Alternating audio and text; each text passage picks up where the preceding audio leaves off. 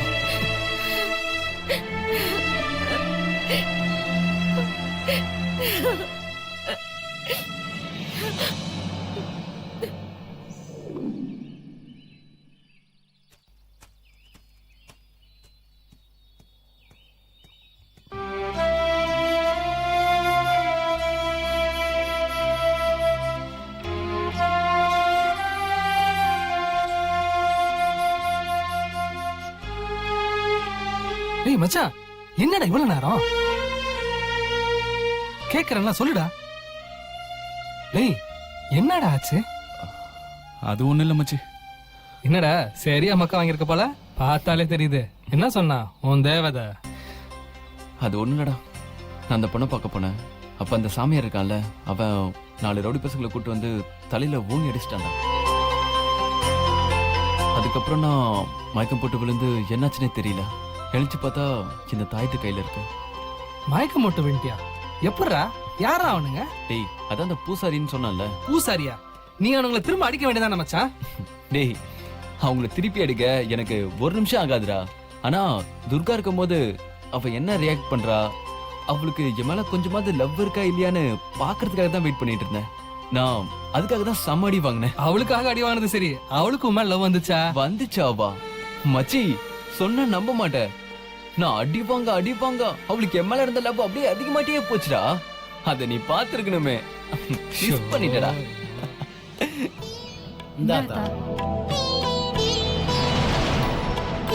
நிச்சயமா ஒரு நல்ல மாப்பிள்ளை கிடைப்பான்னு கூறி சொல்லி இருந்தல்ல, கல்யாணம் வரையும் வந்துருச்சு.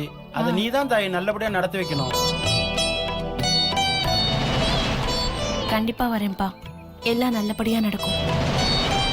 அதே மாதிரி மாப்பிள்ளைக்கும் பொண்ணுக்கும் நீயே உன் கையால மாலை தொடுத்து கொடுக்கணும்.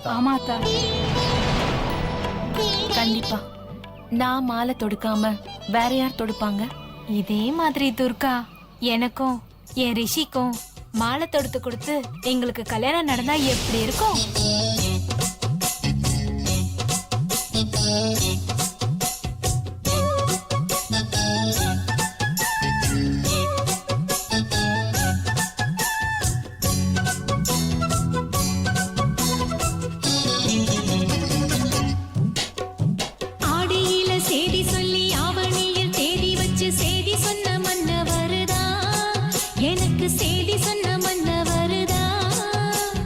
சொந்தம் சொல்லி நெத்தியில குங்குமத்தை வச்ச ஏன் மன்னவர்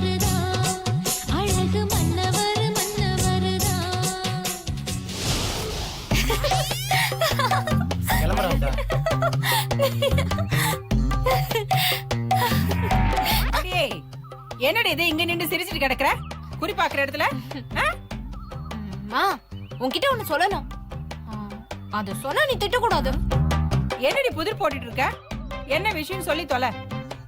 அது நான் சொன்னா நல்லா இருக்காது. ஒரே ஒரு நிமிஷம் இரு. ஆத்தாவே சொல்லும். வா ஐயே, என்னாச்சு இவளுக்கு? ஆத்தா, என் மனசுக்குள்ள என்ன இருக்குன்னு நீயே சொல்ல. எனக்கு இல்ல, என் அம்மாக்கு.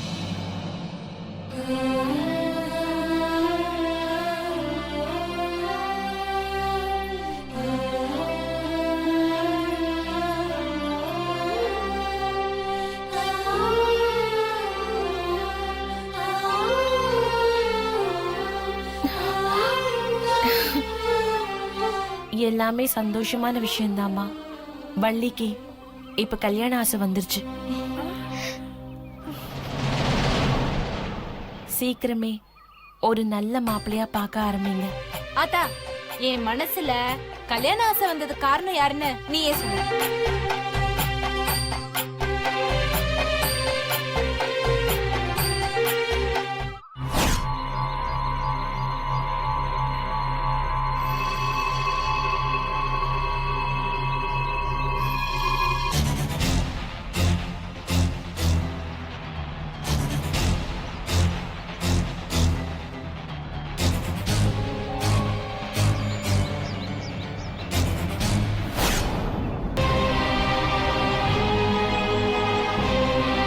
அது நீ எப்படி? என்னாச்சு? இது சரிப்பட்டு வராது. நீ மனசுல நினைச்சிட்டு இருக்கிற பாரு, உனக்கு அவர் கிடைக்க மாட்டாரு. என்ன சொல்ற? நீ நினைக்கிறது நடக்காது. ஏய், ஏய், நில்லுடி. ஏய், எங்கடி போற?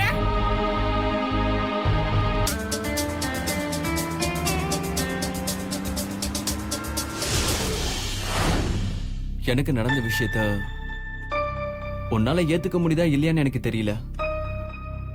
ஆனா அவங்க நடிச்சது உண்மைடா. அப்ப சரி மச்சான், என்னால முடியல, நான் வேணா கிளம்பட்டுமா? டேய் டேய் டேய், டேய் ஏன்டா? என்னடா நடுவுல கொஞ்சம் பக்கத்தை காண மாதிரி நீயும் 100 முறை சொல்லிட்ட. கேக்குறவனுக்கு கடுப்பாவதா இல்லையா? சாரி மச்சான். பூசாரி என்ன இருந்தாலும் அந்த பூசாரி என்ன? டேய், திரும்ப மாறிடுடா. டேய்,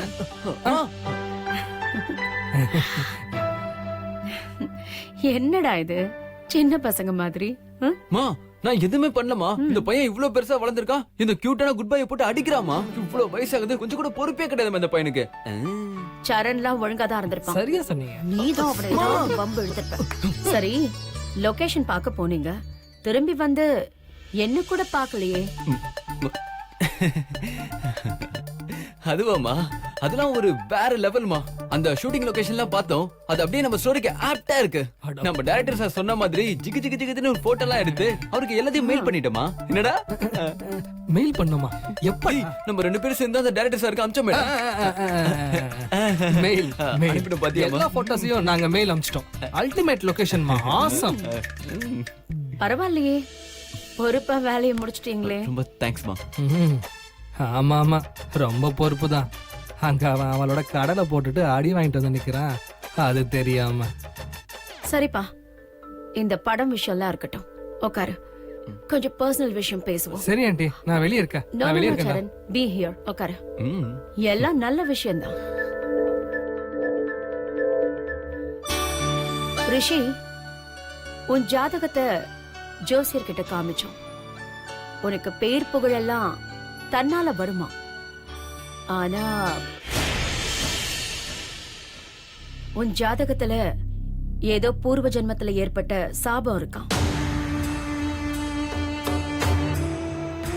அத நாம நிவர்த்தி பண்ணலன்னா வரப்போற உன்னோட வைஃபுக்கும் உனக்கும் ஏதோ பெரிய ஆபத்து வருமா?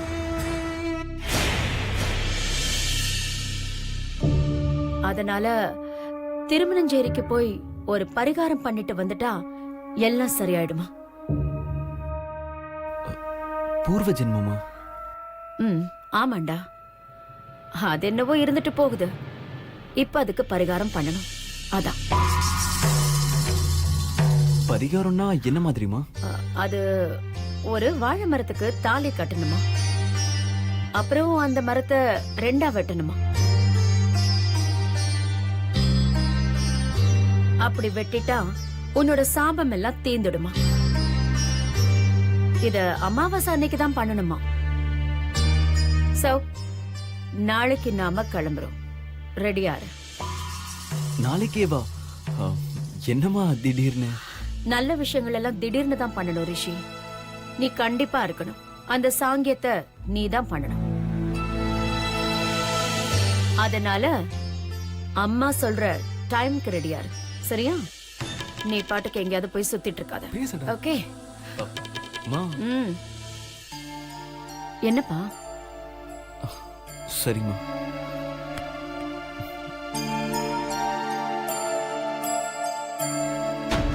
டேய் என்னடா கொஞ்ச நேரத்துக்கு முன்னாடி வரைக்கும் முன்ஜன்மம் துர்கா லவ்னு உருக்கிட்டு இருந்த, இப்ப அம்மா வந்தோன்னே சரிமான பம்புற.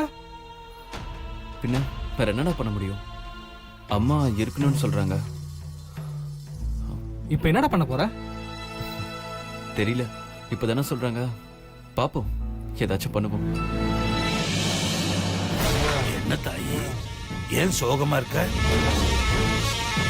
நீ என்ன காரியத்தை மனசுல நினைச்சிருக்கியோ அது நிச்சயம் நடக்கும், கவலைப்படாத. என்ன சொல்றீங்க? நீ உன் மனசுல அந்த சினிமா ஹீரோ தானே நினைச்சுக்கிட்டு இருக்க. நீ நினைச்ச மாதிரியே உங்க 2 பேருக்கும் தான் கல்யாணம் நடக்கும்.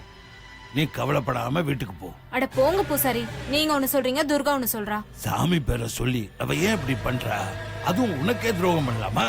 என்ன சொல்றீங்க பூசாரி? தெளிவா சொல்லுங்க. துர்கா சொன்னதெல்லாம் பொய்.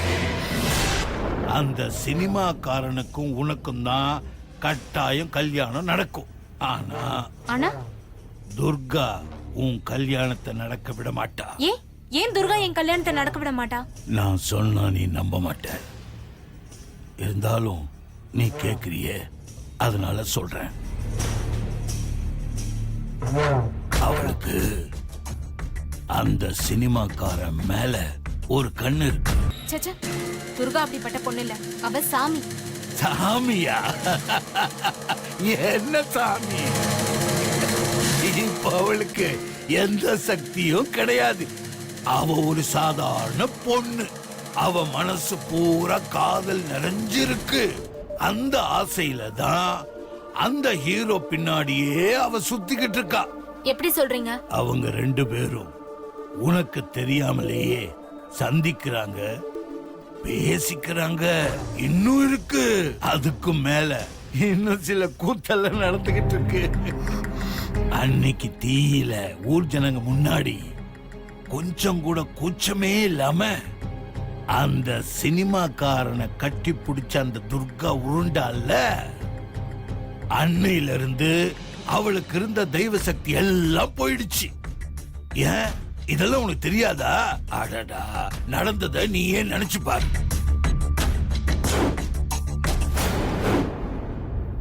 இப்போ நான் சொல்றேன், உனக்கும் அந்த சினிமாக்காரனுக்கும் தான் கல்யாணம் நடக்கும்.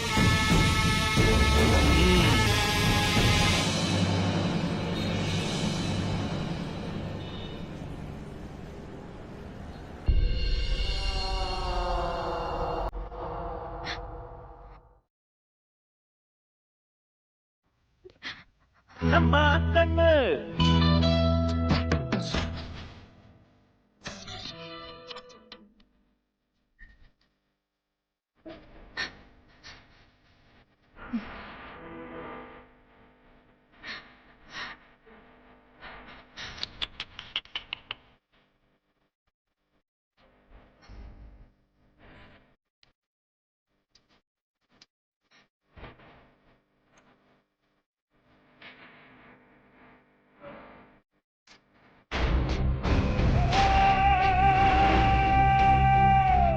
காவேரி, கண்ணை தொடச்சுக்கோமா.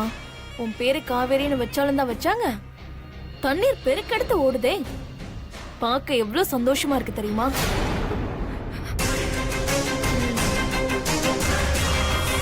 கலாய்க்கிறல்ல பச்சை குத்திக்கிட்டு. பாசமலர் படத்துல வர சாவித்ரி நீ. உங்க அண்ணன் சிவாஜி கணேசன் தங்கச்சிக்காக ஜாதகத்தை காமிச்சு பொய் சொல்லுவாராம். அப்படியே 3 பேரும் சேர்ந்து என்ன அவுட் ஆக்கலான்னு பாத்தீங்களா? 3 பேரையும் மொத்தமா அவுட் ஆக்கிடுறேன். நீ ரிஷிக்கு சொந்தக்கார பொண்ணுங்கிற ஒரே காரணத்தால தான் உன்னை உயிரோட விட்டு வச்சிருக்கேன். இதுவே வேற யாராவது இருந்திருந்தா இன்னொரு இருக்கிற இடமே வேறையா இருக்கும். என்ன மிரட்டுறியா? நான் இன்னும் மிரட்டவே ஆரம்பிக்கல. இப்பதான் எடுத்து சொல்றேன். புரியலனா தட்டி சொல்லுவேன். அப்போ உன் மரமண்டைக்கு ஏறலன்னா அடுத்த தடவை ட்ரீட்மெண்ட் தான். சரி வா. என்ன முறைக்கிற? கோவிலுக்கு வந்து நடக்க போற எல்லாத்தையும் வேடிக்கை பாரு. நான் எங்கேயும் வரல. நீ வரணும். அருவாள் எடுத்து அந்த வாழை மரத்தை ஒரே வெட்டா வெட்டுறத நீ பார்க்கணும். அத பார்த்து நான் ரசிக்கணும். நான் வரல. போறியா? என்ன காவேரி, அவ்வளவுதானா உன் 20 வருஷம் லவ்? நீ என் கூட வருவ, அங்க கடைசி வரைக்கும் இருந்து தடுத்து நிறுத்த முயற்சி பண்ணுவேன்னு பார்த்த. இவ்ளோ வீக் ஆயிட்டியே. வரமாட்டேன். சொல்றவங்க கிட்ட சொன்னா தன்னால வரப்போற.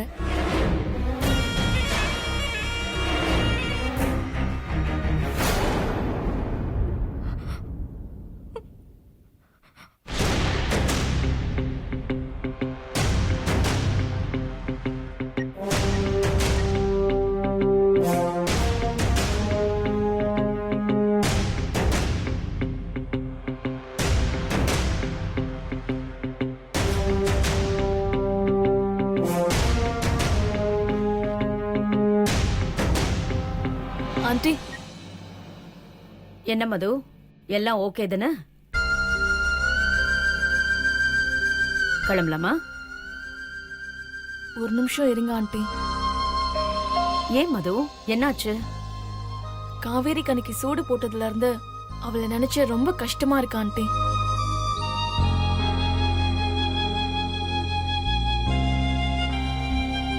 பாவமா இருக்கு. எவ்வளவு ஃபீல் பண்ணிருப்பா. அதனால அவளையும் கூட்டிட்டு போலாம் ஆண்டி.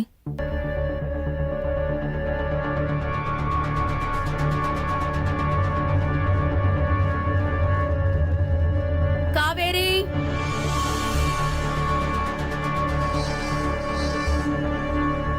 காவேரி, தோ வரேன் அத்தை.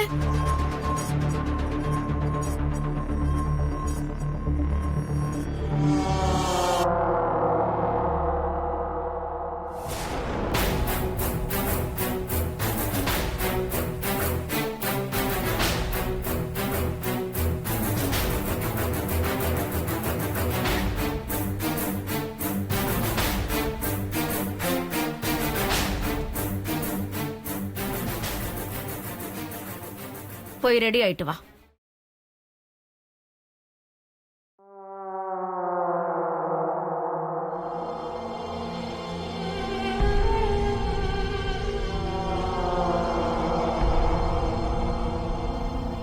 நீ போ, நான் இருக்கேன். போ.